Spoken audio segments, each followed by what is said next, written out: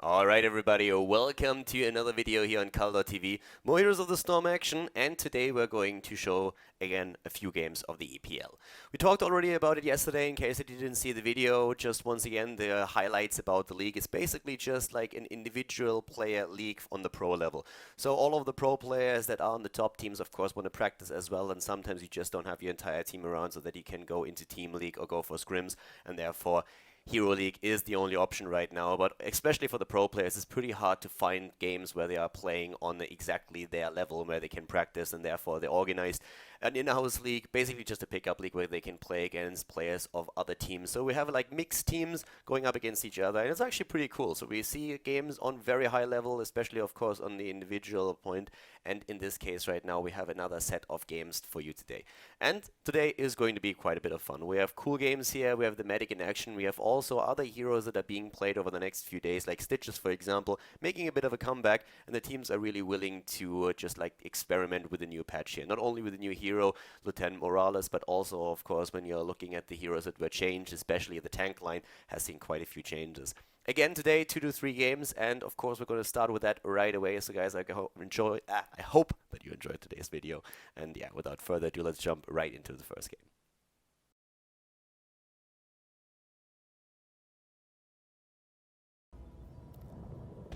Welcome to another game at the EPL, the European Pro League, the European pendant to the North American SPL. To the left side we have Breeze von Muradin, we have Leo from Korea and Lieutenant Morales, Smexy Style Ontario here on Battlefield of Eternity, Zico and Kelthas, and Bashik and Tassadar. So game has 2, NaVi, Fnatic, and yeah, we have actually a lot of really good players that are playing in this game now in particular. To the right side of the map we're seeing Splendor and Uther, Nanda and Arthurs, Dark Mok for Spartanian, formerly Alternate Fancies playing Kerrigan, BKB for Virtus Pro on Anubarak, and Shadowmar on Rocket is playing Tyrande.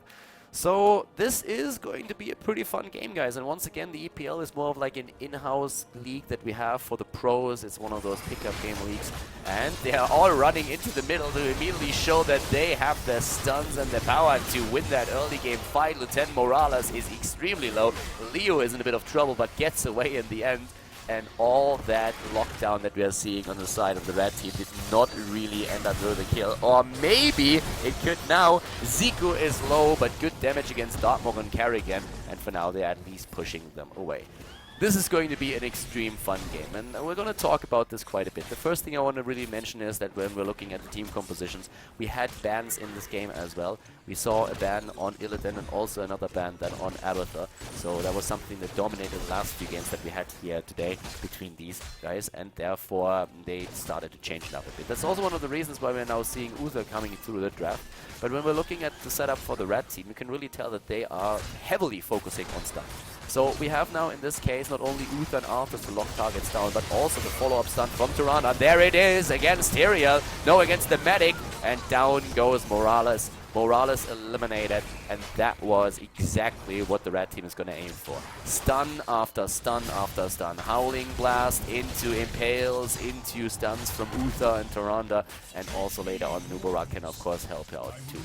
When we're looking at the blue team, then again, we're having also a very good front line. Of course, Muradin is like the tanky guy. We have also Tyrael who can jump in and lock down a target. The important part here is that we're having Tassadar for the support. Tassadar was changed a bit. So far, the builds that we've seen oftentimes revolved around the level 4 Talon or Leeching Plasma, so he can really help out keeping frontliners alive with that.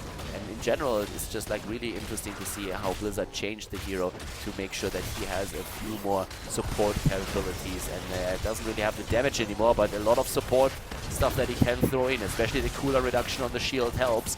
Now he has to put that to some good use. BKB goes down. Great first kill here for the blue team, and they are trying to follow it up with the second one. They're going for Kerrigan. Bashik is getting stunned by the Immortal and nearly dying, but gets away. Nanda also super low. Darkmok thinking about jumping in again, but decides against it. Already Leo from Korea healing with Morales. Everybody out throughout the entire team, so great heal numbers here already. But on level 1, one of the things that I still want to point out is also the reduced mana costs on the Elune Light. You're just trying to spam your heals as much as you can, and that is pretty strong.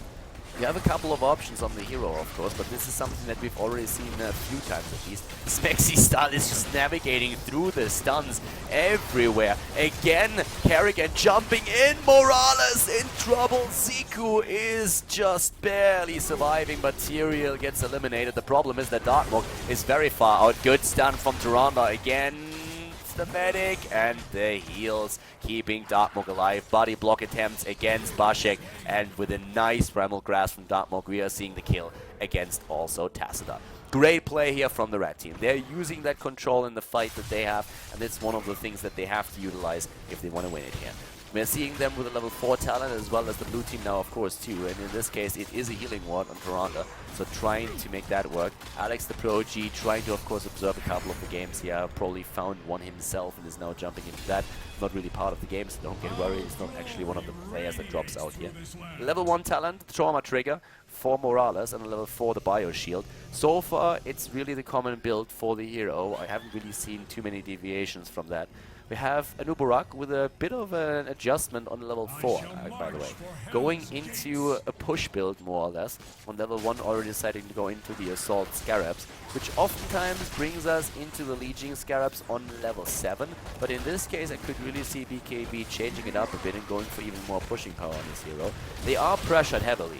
They are starting to fall a bit behind here. Down to the bottom lane, we're seeing that Immortal still doing some work, taking down tower number 2. And up to the top lane, that's where we are seeing most of the players for the blue team trying to eliminate the structures at the wall here now on one side. But we have, by the way, healing wards for both teams right now. So both teams with the healing wards. We have the adjustment on Tassadar, not going into the Legion Plasma this time for the shields. And again, the fight attempt here. Good stuns, a double stun against Leo and Ziku, but not followed up by a kill. Darkmok is always trying to go in for the final blow, but can't really stay alive here for too long. I mean, we have Breeze going into a Reverberation build, trying to keep these auto attacks as random or as low as possible. Good stun here, good stun, but the counter pressure, and it's a kill for a kill. Tassadar and Arthur's already down, 5 kills in total against 2. Nobody at the bot lane now. Both of the teams are only up at the top. BKB missing that impale, but the body blocks against Zico is all that they need, and they kill Kalthas out. His power spike on level 13 is going to help him later on, but now in the early game he is fair game, and they are doing what they can to put him down. The rotation to the bot lane. Both of the teams now at level 7, and we already have Muradin moving in to make sure that he gets some extra experience. A shield talent taken, the Assimilation Mastery taken here, so you have increased health and mana regeneration when you have a shield active, which is basically always, if you really want to. If you are keeping some attacks up, you can really make that work, so not really entrusting into Tyrande and Uther. The reason why I find that surprising is that we're having 2 healers, so to say, like 1.5 healers maybe on the side of the red team. Doesn't really feel like Kerrigan really has to go into the talent here. Normally, battle momentum seems to be the preferred choice of most of the teams. Again, the objective spawning in the middle, and a nice timing here for the Bruiser camp that has been taken. That was well done by the blue team. I really like the timing that they have here. That's going to put some pressure on the bot lane. But Smexy style, if he dies, then it was all in vain. Then they won't be able to fight here. But healing ward, Bashik, and the medic keep him alive. And now it's time for the red team to maybe pay the price for going a bit too deep here, but the stuns are everywhere, and the kill against Morales is putting them in a bad spot. No more heals for them. Breeze is rushing away, but with a last attempt, and Ravage Darkmok is finishing this kill off. Smexy style already on move back, 9 kills against 2. We still have the Immortals in game. Down here on the other hand, Zico is also taken out. He does not have those chain bombs yet. That talent will come in way later. It's just way too much control in these fights. The red team is doing so well with this. They jump in over and over again with stun after stun, Howling Blast, and of course BKB with those impales is also wreaking havoc in there.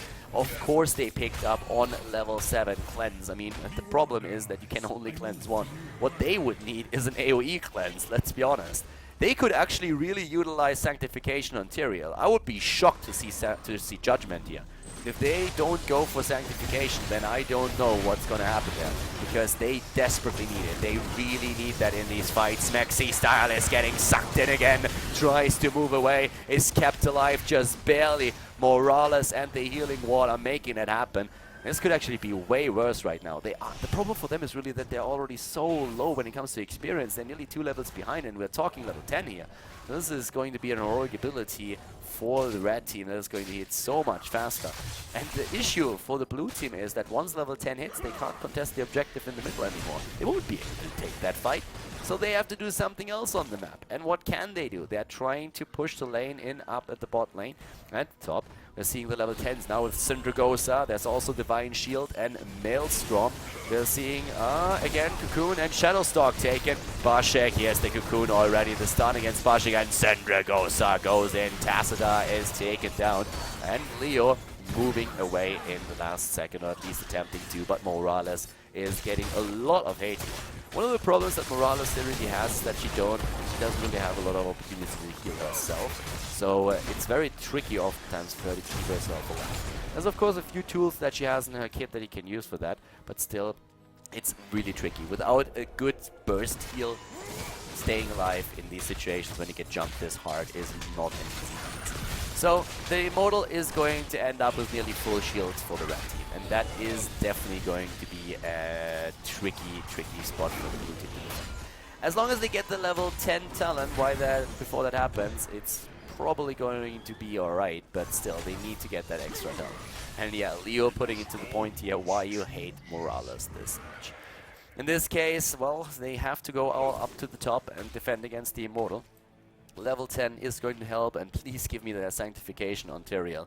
And there it is. Sanctification has been chosen. The Medivac dropship, that's actually going to be absolutely amazing on such a big map. Of course, if you have the stim drone, you can really make a lot happen, but usually it's something that you try and utilize with a melee assassin.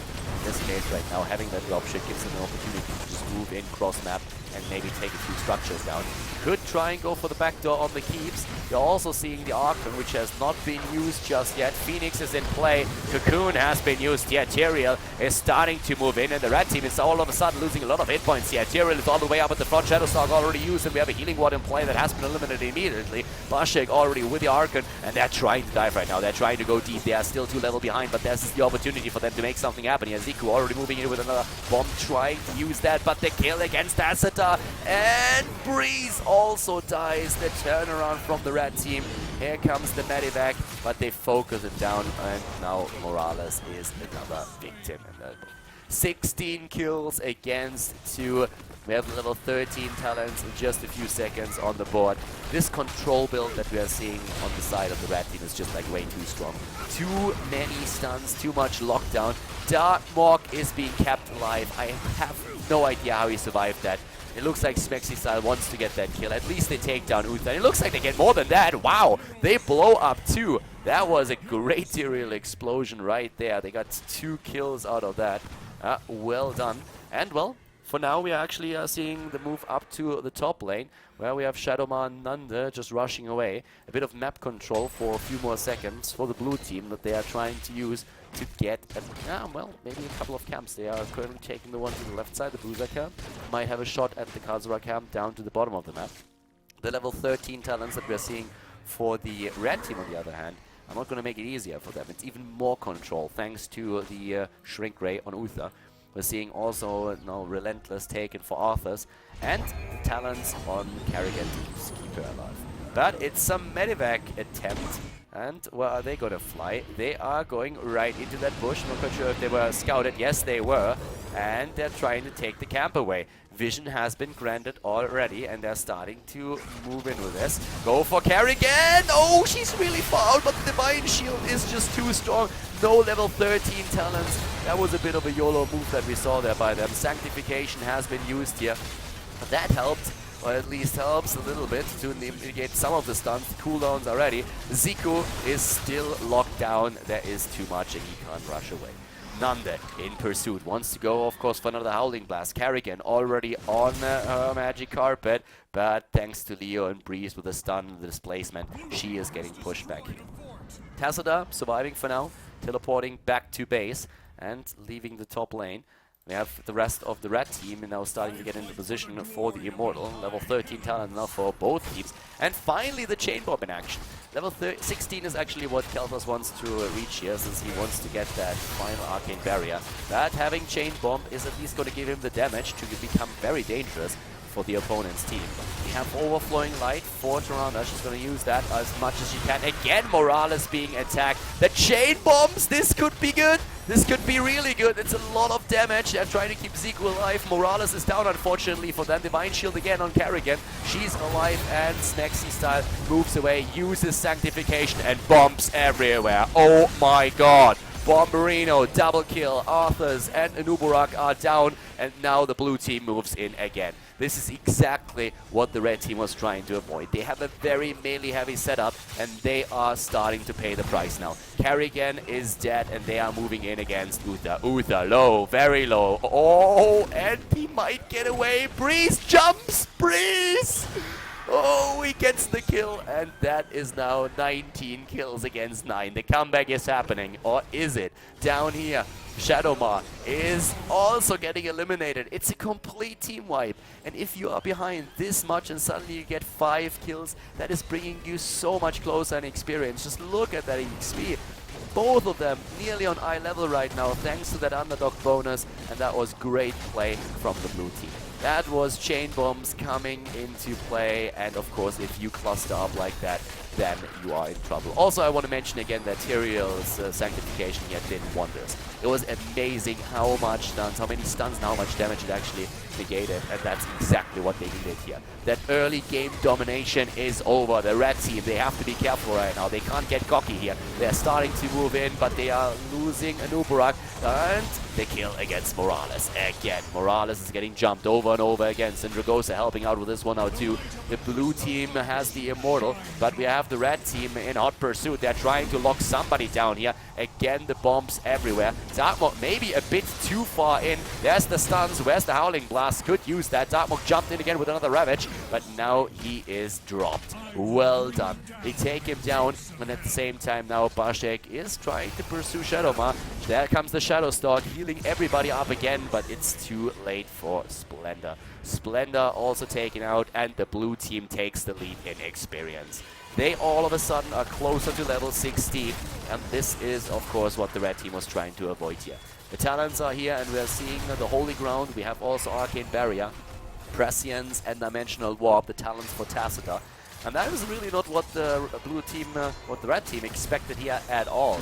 The dominant phase during the early game was basically powered by stuns all over the place, but Sanctification is doing a great job against that. If you are all clustered up and, well, the red team jumps you and you use Sanctification in time, then all these cooldowns are active, and that's of course the time when the blue team strikes, and they did that several times during the last few. So right now, we have again the 16 talents for both of the teams, and that gives us now the shield sequencer for Morales, which is something that we've already seen today. Again, a bit of a trap. Smaxy Star is there. Kerrigan, Darkmok, he's smelling the trap and he's starting to move away. We have him with all those shield talents. Syndragosa, amazing Syndragosa, that's exactly what they needed. But again, we have Tyrael using Sanctification, BKB moving out, Shadowstalk used, they're getting the heals in, and Bashik already back in the backline. Splendor already in the middle of things, trying to heal everybody and save himself, but it's a bit too late. His cooldown is super low and he's trying to keep BKB alive on Anubarak, but Breeze already following it up, missing that Stormbolt though. Shadowmar also moving in. He still has the heals on Tyrande. Up to the top, it's Kerrigan in trouble. Kerrigan actually in this case, Kerrigan might be able to get that kill. Morales has nothing that she can do. Darkmok has the shields, and there is only Tyrael. Ah, I love it. The Medivac move here, and Shadowmar now moving in together with the rest of them. But the Medivac is still rather low. Oh, this is going to be a brutal one. Again, Tyrael getting stunned once, getting stunned twice, using the Holy Ground. Oh my god, that was well done. Really well played here. Arthurs was toying around with Zico and Bashik in the meantime, and oh wow, I mean these teams, they're really going all out now, aren't they? They are going for blood. They want to get these kills. Great move here. Prescience already activating, and then Breeze moves in with a clap against Anubarak and nearly secures the kill. What a game here already. God, I'm loving it. This is awesome. The objective is on the map and the teams are focusing on it. A big wave moving in up at the top. The blue team has to be careful about their keep. And already the blue Immortal is starting to lose hit points here. And we have the Phoenix in play. We're seeing Darkmook and Shadowmar. They are starting to move in again. Splendor on the other hand, he's getting displaced. Here comes Shadowstalk trying to shield him. Stun against Morales, Sendragosa, and the kill. Again, Leo is down and they are aiming for the next target. They're jumping in again. We have Sanctification already. It has not been used yet. But already Tyrael is getting away there. He's just like trying to escape together with the rest of the team. Smexy style. This is going to be close. But the red team is just like waiting this out. They don't even have to follow. But Darkmook does anyways. He goes in and they might get that kill. But no, they don't. Prescience and the Dimensional Warp are keeping Tacita alive. But of course that is now so much pressure on the blue team that they won't be able to go for the Immortal. And yeah, these turnarounds that we are seeing here, one to the left and one to the right, we have once more the attack against the Immortals, and with still 5 seconds on the timer for Morales, this is just now the red team trying to move in again. Morales is a bit on the weak side when it comes to all that damage and that burst, and that is actually one of the weak points for the heroes in general.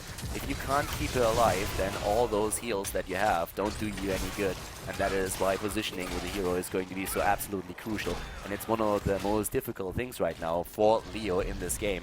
We've seen the red team focusing all their attention to Morales, and for very good reason. She has just no safety net, no panic button that she can use. She has only that shield, but the heals are of course pretty nuts. Once again, the fight in the middle of the map, and we're seeing both of the teams dedicating everything they have to it. Cocoon used, we have the Phoenix in play, stuns once again, and they go for Morales, and they take her down. Morales dead, and now it's the attempt to drop the rest of the team as well. Darkmook already with the shields, using Maelstrom here as well, and he's getting extremely low. The stun combo against Tacit, I'm not dropping him yet though. The blue team is about to lose Kel'Thas, but Kel'Thas with the chain bombs eliminating Karrigan, and they might get more than that even, but Kel'Thas himself, he is down. Smexy style isn't though, and Bashek has the storms ready. Breeze moving away, Splendor and Shadowmar super low, so is BKB, but Breeze, does he have the cooldown to jump away? He gets stunned once, that Impale didn't hit, but the rest of the stuns does. Smexy style and Bashik, they're starting to move in, they're trying to help Breeze out. Breeze is getting healed, his trade already kicking in here. Now and there we have Arthas, by the way, starting to go straight for the attack against the Immortal. The stun against Tyrael, is he going to be in trouble? Doesn't look like it. Bashik is still there, but the Immortal of the blue team is very, very low and is still being attacked. Nanda had to retreat here. 23 kills against 15. What a game! Morales to the left is trying whatever she can to just keep this alive somehow. Not easy at all. And again, the attack here. On 13, by the way, we have the couples therapy, which is extremely interesting. That is a bit of selfie. That's one of the few things that Morales can do to self-heal her. Nice medivac used to bring Kel'Thas to the action a little bit faster. And once more the stun combination against Breeze.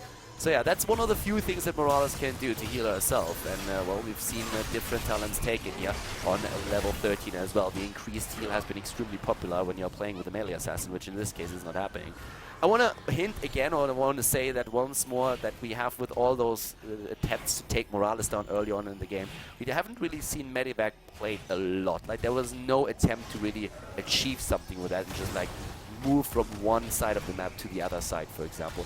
23 kills against 15, and especially when we're talking chain bombs, that is of course like a big problem here for the red team. They are so melee heavy, they have to go really close to make something happen, and that is the opportunity that Kel'Thas is waiting for. Darkmook is trying to flank, he's trying to go down, but misses the combo, and that puts him in a very bad spot. Divine Shield had to be used immediately, and that's a heroic ability that they can't rely upon during the next few seconds now.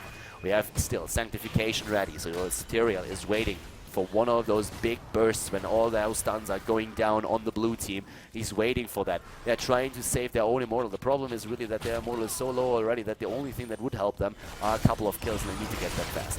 BKB, Nanda, they're going for the stuns. Morales again in trouble. Morales moving away. Morales getting stunned and getting eliminated already. Casta moving back to Sindragosa, flying in, and Breeze, he jumps away, he jumps, and he lives. So does Smexy style. They're attempting to go for Darkmook, but the kill against Tacita, he wanted too much, and it's also a kill against Kel'Thas. Both of them eliminated here, and this is an opportunity for the red team, and they are going to try and take it. Morales has been eliminated in this game 10 times. 10 kills against Morales. She has still 63,000 heal, but Tyrande on 65,000, even out healing Uther, who's at 55. Yep, with all those ability, they are doing work, and this might actually be the end of the game. The team is on 20. They have their Storm talents, where we're seeing Kerrigan going into the Nexus Blades, and now the red team is trying to finish this. Redemption used the double. They have a double hardened shield and also a Storm shield here, and this, ladies and gentlemen, is going to be it. The red team, after a pretty sick game, they claim victory here on the map on Battlefield of Eternity. Great play and really entertaining game. GG.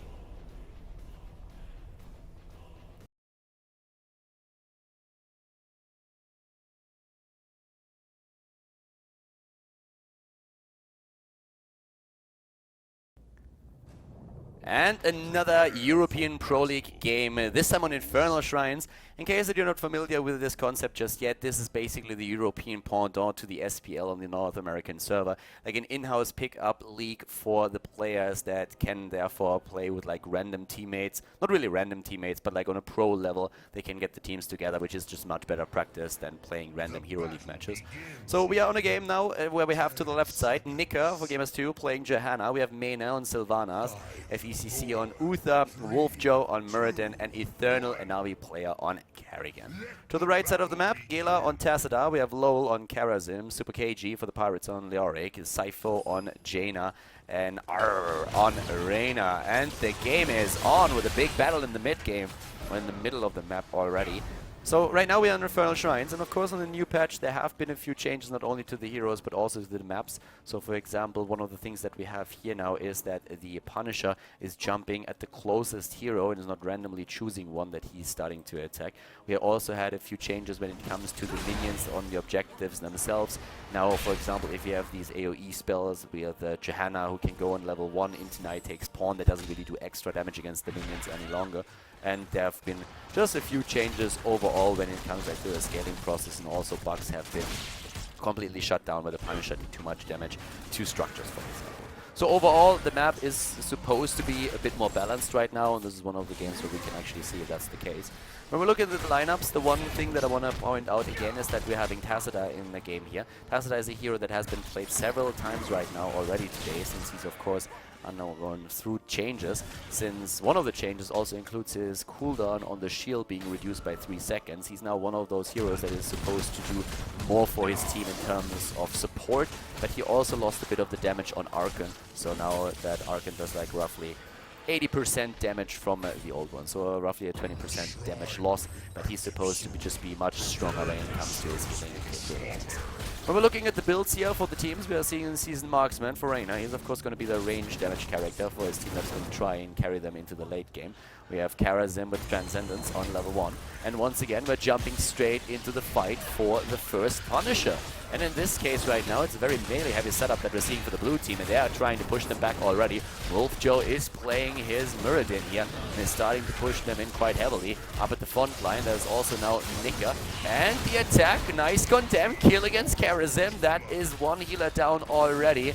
Nika and Muradin are starting to move in here against Super KG. When it comes to the objective, we have both of the teams with the same amount of like minions, but of course now with one hero up in those fights, we're seeing the blue team getting quite ahead with this. They're trying to focus them down as fast as they can to get the first Punisher, and then maybe a bit of momentum going. It delivered at least level 4 into their hands, and that's also now in Venom plus Retaliation on level 4.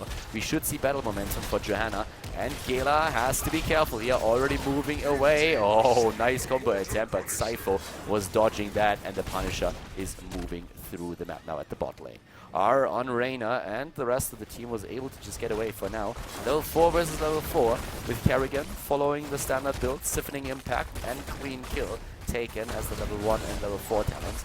Teams are splitting again, so right now they're just trying to soak experience on all of the lanes with a heavy push at the bot lane. where we're seeing the blue team starting to make their plays.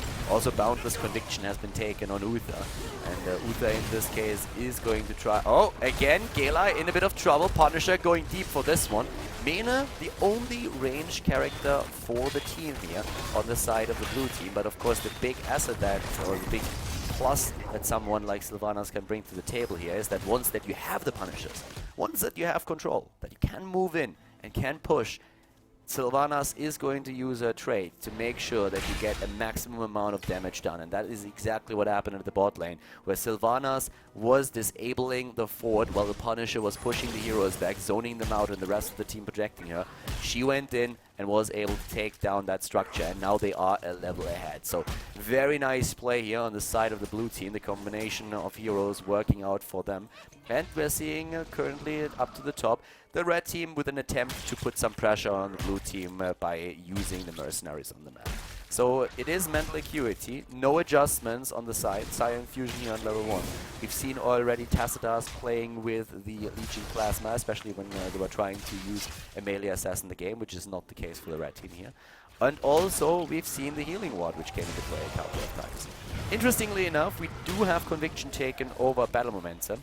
You see that every now and then. Personally, I'm not really quite sure if that's what you, if that's really worth it, because if you already go for internal retaliation and then you go for battle momentum, you get a lot of condemns out in every single fight. So it's the maximum amount of cooldown reduction that you could possibly get. But in this case, you wanna, apparently they are trying to just like get the initiation set up with Johanna a bit faster. It was a perfect kill, by the way, here for the blue team. They are taking down Jaina just when that shrine is about to spawn, and that gives them now a chance to claim that Immortal again. So very unfortunate for the red team, but they might still fight for this. They have the level 7 talents right now. Awesome's Renewal has been taken for Leoric after Hardened Bones on level 4, and now both of the teams are starting to move in with a slight lead when it comes to the objective.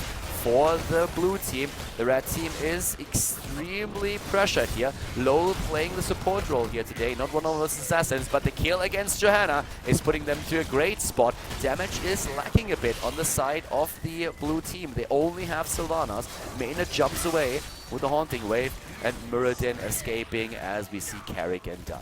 The problem is that the blue team in those fights, they have to go in, they have to lock a target down and eliminate it. If they can make that work, that is great for them. But it's still one of these issues where the red team has a more balanced composition, I want to say. They have Reyna for the single target damage, they have Jaina for also the AoE burst, and then they are seeing Tasla, who can also put his AoE into play when we are looking at the fights of the shrines. That's exactly what they are both doing right now. We have 36 of 40 already taken. The number of minions that you have to get was also increased, in case that you didn't see that in the patch notes. And the lockdown against Tacita, and down goes Gela. Well done, but this is not going to take away the Punisher for the team. And now the Punisher is starting to jump in. But there's nobody to really try and capitalize on that. Since they are hero down, they're very unwilling to commit anything to that attack up at the top. But we have the rotations to try and soak the experience. Cypher at the bot lane is bringing his team to a nice point here again. We are seeing in the mid lane Lowell going up against Wolfjo. It's actually interesting to see Lowell and Kara. Knowing Lowell, like, this is probably the only healer that he will ever play. He's a player that is known to play Illidan, to play at times also Kerrigan. He's really one of these melee assassins, and having a hero like Karazim allows him at least to have that mobility that a hero like Illidan usually supplies it with, where he can dash in, dash out, make sure that he gets those heals in, and have these clutch timings with the Divine Palm, which he just now has chosen as his level 10 ability. Force Wall taken by Tacita. And now I find that kind of interesting. Personally, I'm not a massive fan of Force Wall, but here on this map, when we're talking about the objectives, it can actually work to drive a bit of a wedge between the opponent's team and try to isolate a hero once they're moving into the objective. Talking about moving in, Reyna up at the top lane has been taken out. That's just a bit too much control. You have Nika with that level 7 talent that we've been mentioning earlier with Conviction, trying to go in and then get those stuns in, so that really helps. By the way, Leoric and Johanna, of course, during the patch also received some nerfs to their AoE damage. It's still pretty decent, but the wave clear is not as good as it was before. That's very important when we're talking about maps like Infernal Shrines, but just in general, these two heroes have suffered a bit in the patch. Also, Austin's renewal unmounts Leoric now. He didn't do that before. The teams are currently exchanging forts, as you can see.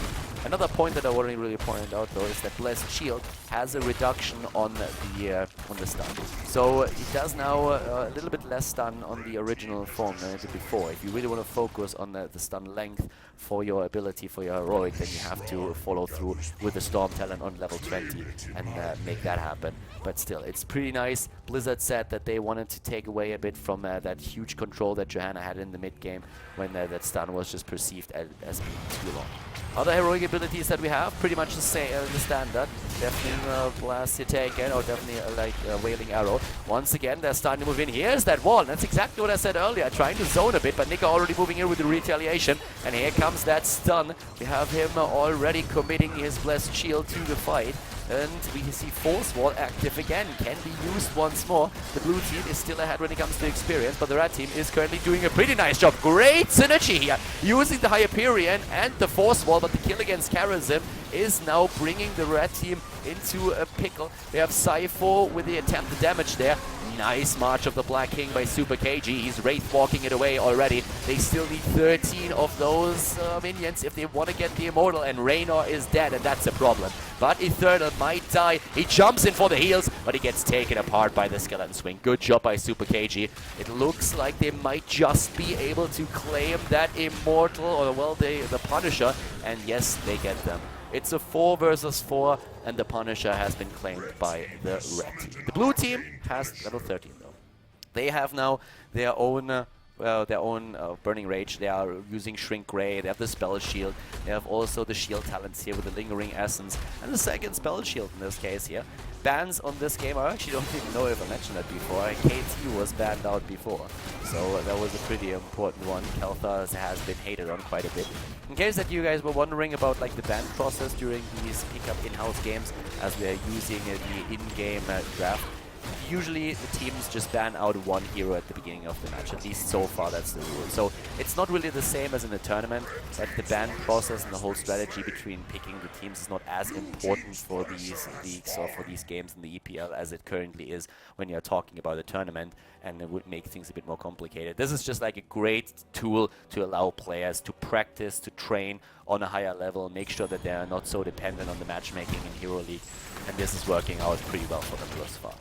We have now, with the Punisher doing quite a bit of work, the red team taking a slight lead in experience. We're seeing them with Giant Killer for Reyna, which is going to be incredible for him with a single target, especially against heroes like Muradin and Johanna. So those two will have a tough time during the next fight. Also on level 7, the Deep Shift. Haven't really picked up on that just yet, so Deep Shift on level 7, and we are following it up with the level 13 Prescience, and then on 16 we are most likely going to see them use the Dimensional Warp, unless they want to go into the second strike. So both of them possible. You can make a case for both of these talents right now, I feel. Especially considering the map that we are playing. The fight about to happen right here, and this is going to be an interesting one. It's a 5 versus 5 scenario, but positioning is everything, and that flank attempt by Infernal is going to be brutal. Water Elemental already in play, that stun didn't hit anybody. Infernal is in trouble, but so is Gala. Tacita is super low, shielding herself. Wolf Joe dropping, and great Divine Palm by Lowell, keeping him alive for now. Another kill against Kerrigan, and that's a double kill. They kill Uther. 3 kills against none. Gala still alive, and that is a chance for the red team to not only take the shrine up at the top lane in a few seconds, but also claim the first keep of the game.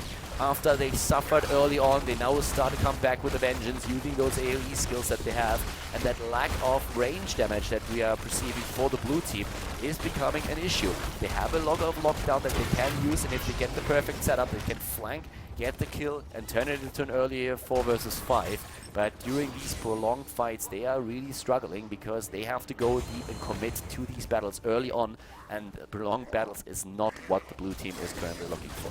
So right now, the 16 talent is ready for the red team, and that could even result in the blue team deciding to move back and not even try and fight for that. We have now Dimensional Warp taken. Circle of Life has also been claimed as a 16 talent, with Reyna going into Bullseye, and the Consume Vitality has been picked up. The Shrine, as you can see, is not being contested. The blue team is saying like, yo boys, we can't really do anything about this. This is going to be another Immortal, another Punisher against us. But we can at least go for all of those mercenary camps that are still on the map, claim them, and try to at least put some pressure onto the red team and make sure that they cannot defend that Punisher, and then we can try and burst it down as much as we can.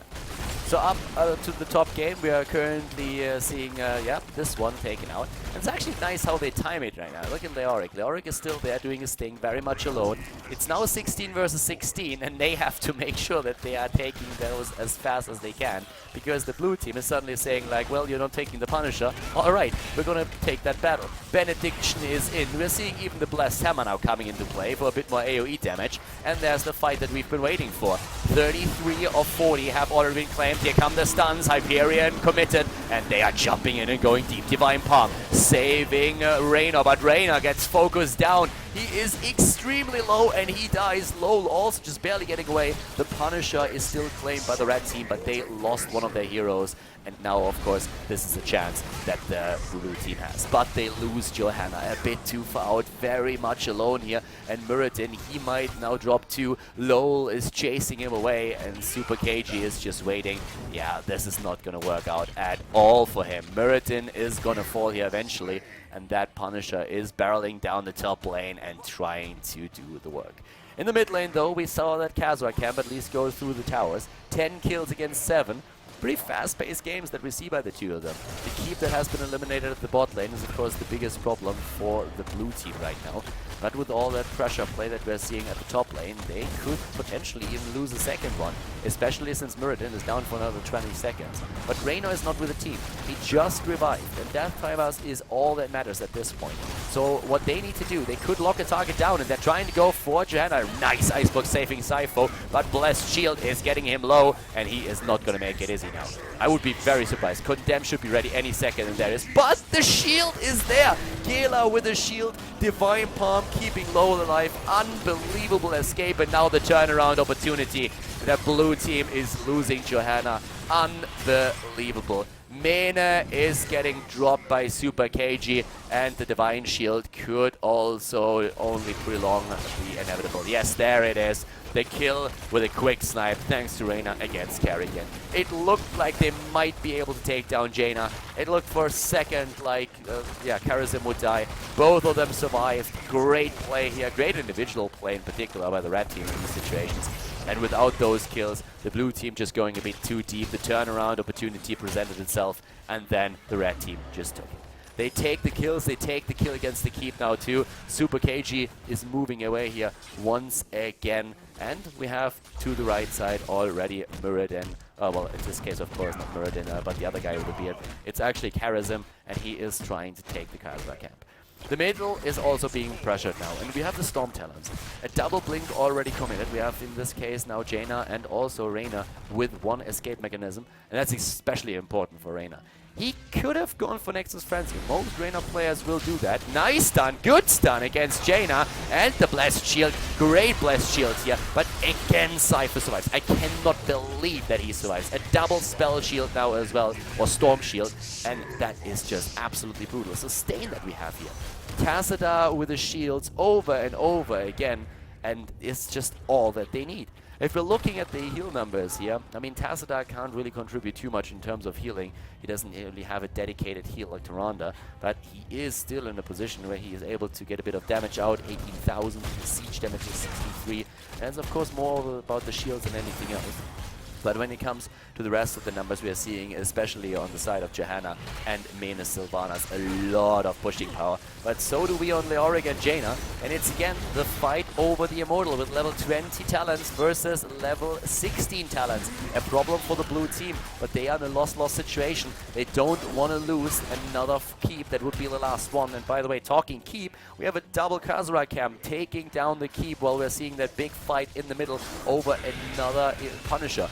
And so far the blue team is actually doing quite well with just this bit of poking that they're using. But they have camps against them. On nearly every lane, the top lane is getting pushed, the mid lane is getting pushed. And it looks very unlikely that they can save this keep. Down here, Infernal is trying to take Jaina down. Oh, but he doesn't have that Ravage cooldown ready. With battle momentum on level 7, that would have been an opportunity, but nope, it's another kill here now as well. Actually went for battle momentum. I was still thinking about the last game where we had a bit of a change in that build, but as you can see here, that camp is already taking care of the mid keep. Silence being used, and good by Jaina. At least they get the kill, but they're also using Johanna now and Muradin. He is trying to save that core somehow. It's another 27 seconds until we're finally going to see Kerrigan back in play, and I highly doubt that this is going to matter. This is going to be game. The blue team has lost early on. They had a bit of an advantage here, but now the red team is just playing this way too well. Good game, and GG, or is it? Well, yeah, it looks like they're going to finish it eventually, and there it is. The kill against the core, and a nice comeback here by the red team, claiming victory. Job well done, and GG. Alright, boys and girls, that's it for the day. I hope that you enjoyed today's games. Once again, of course, we're going to have a lot more tournament matches coming up in the near future, where we have the teams with their full lineup going up against each other. But in the meantime, while we have a bit of downtime, we're also going to throw in every now and then a couple of games of the EPL, the European Pro League. There's a lot of cool games that are being played there, and it's kind of nice to see that the players get along amongst each other quite well, and also that they're willing to just experiment a bit with the builds and also with the team compositions here. Keep in mind that when we're looking at these matches, only one hero is banned out. It's more about like getting those games going real fast than developing a real draft strategy. So it's not comparable to what we've seen in the tournament scene, but the skill level is still pretty high. If you guys enjoy these videos, then make sure that you give the video a thumbs up, and of course also drop a comment in the comment section. Guys, if you haven't subscribed to the channel yet, you should definitely hit that button and hit it hard. And I'm going to see you next time with more Heroes of the Storm content here on Khaldor TV. Have a good day and see you soon. Bye.